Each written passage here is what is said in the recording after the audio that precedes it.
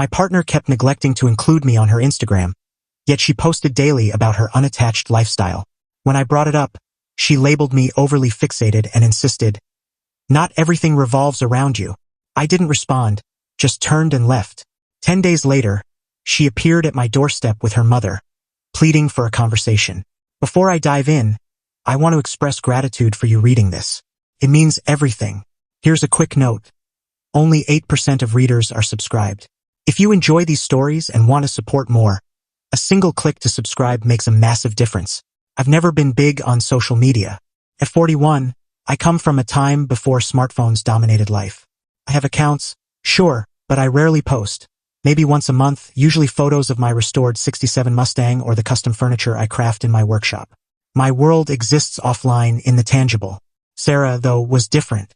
15 years my junior, she thrived on Instagram. We met 8 months ago at a friend's barbecue.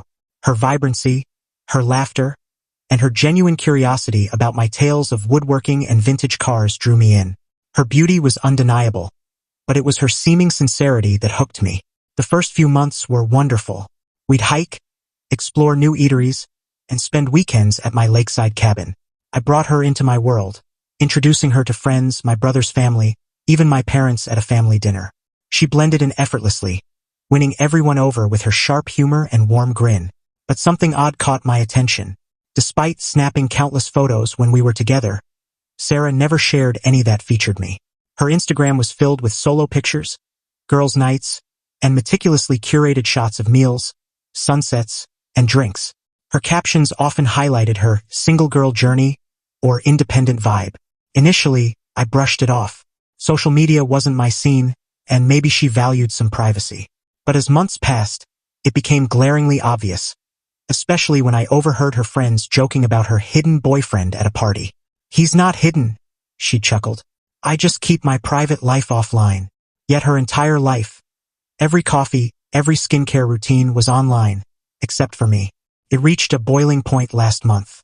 We'd had a perfect Sunday, a morning at the farmer's market, an afternoon where I showed her how to carve a wooden bowl on my lathe, and dinner at a trendy downtown spot. She took dozens of photos, including a few selfies of us that I thought were great. That evening at my place, while she was in the bathroom, her tablet, charging on the coffee table, lit up with a notification. A comment from someone named Emma, slaying that single life, so jealous. Curious, I glanced at the screen. Sarah had posted pictures from our day, the market, the bowl, the cocktail from dinner, but none included me. The caption read, "Sunday vibes. Solo summer. Thriving." When she returned, I asked directly, "I saw your Instagram post about today. You used hashtags about being single?" She got defensive immediately. "Were you digging through my tablet?" "No," I said. "It lit up with a notification. I was just surprised to see you call today a solo adventure when we spent it together." "They're just hashtags, Mark," she snapped. "They boost engagement. It's not a big deal." She grabbed her tablet, pulling it away. "But you never post us together," I said.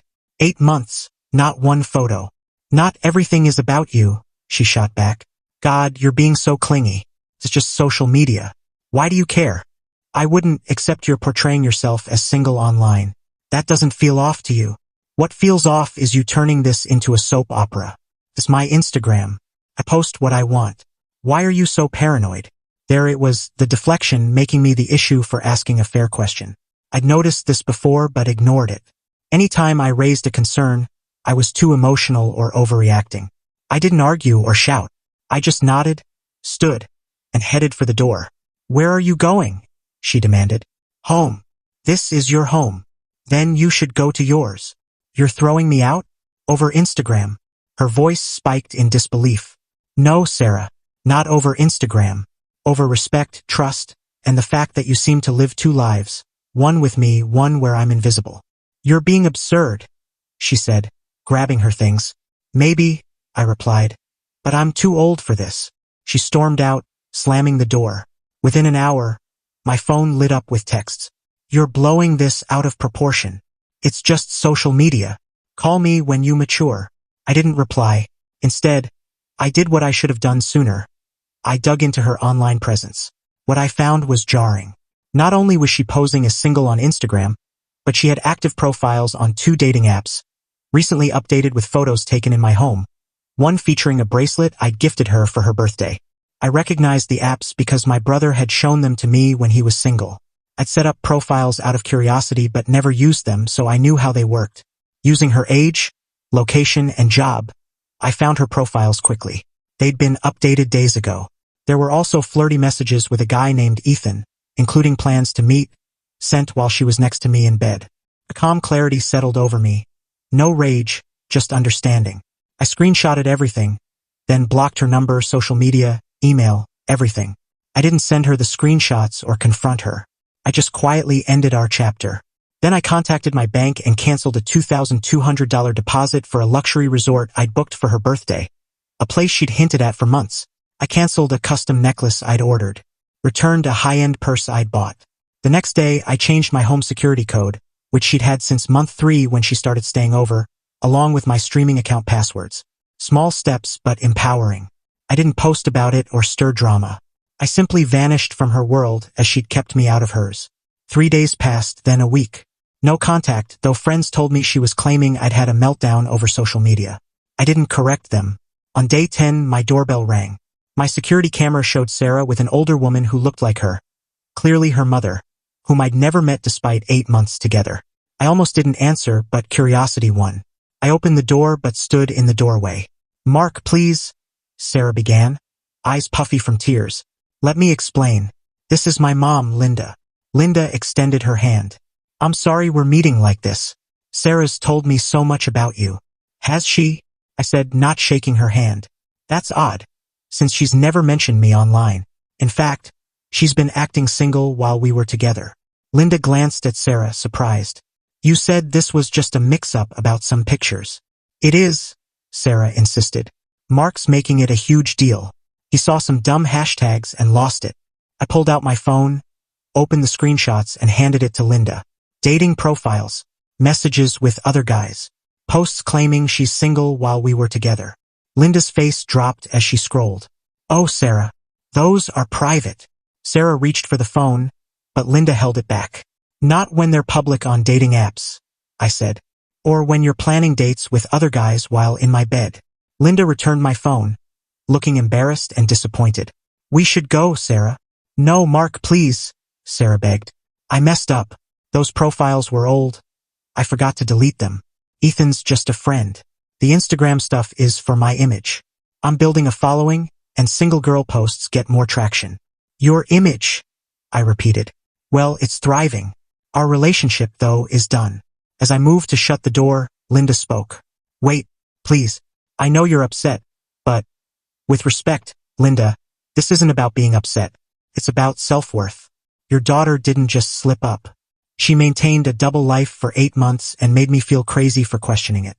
That's not someone I want in my life, no matter how I feel about her." I closed the door firmly and watched on the camera as Linda led a crying Sarah to their car. As they drove off, I felt lighter. That night, my phone buzzed with messages from Sarah's friends, calling me cruel for shaming her in front of her mom. Apparently, Linda was so upset she'd driven Sarah home instead of to their planned lunch to fix things. I didn't respond. Instead, I texted our mutual friend, Tom, who'd introduced us. "Check Sarah's Instagram, #SoloSummer. Compare the dates to when you saw us as a couple." Within hours, the story spread. Her friend's angry text stopped. Tom called to apologize, saying he hadn't known she was like that. 2 weeks later, I got a certified letter from Sarah with a handwritten apology and a $2,200 check, the exact amount of the resort deposit I'd canceled, which she'd learned about from Tom. I tore up the check and sent it back with a note. "My silence isn't for sale." A month later, I'm doing well, better than well. I finished my Mustang, took a solo coastal road trip, and started dating again. I met a woman, Emily, at a furniture showcase. On our second date, she asked to take a photo with me for her Instagram. Sometimes walking away silently says it all. The best revenge isn't getting even, it's getting free. Edit. This story gained traction overnight.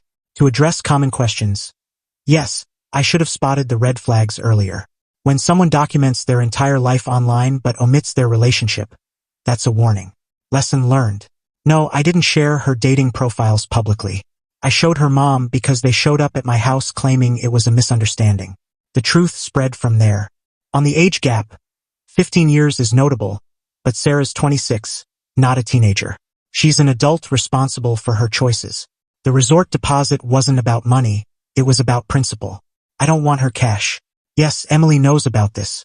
I've been open from the start. Update: 3 months later, life has a way of circling back. That custom necklace I canceled? It was a bracelet with coordinates of the lake where I first told Sarah I loved her. When I canceled, the jeweler asked to finish it since he'd started. I agreed but changed the coordinates to my parents' lake house, where I spent childhood summers. Last weekend, I gave it to Emily, the woman from the furniture showcase. We've been exclusive for nearly 3 months. She shares our relationship online and introduces me as her boyfriend in person. Sarah sent a longer apology letter, owning her deceitful behavior. No check this time, just accountability. I appreciated it and sent a brief reply wishing her growth. Her Instagram has shifted, fewer posts, more thoughtful captions, no more solo hashtags. Friends say she's been reflecting deeply. Good for her.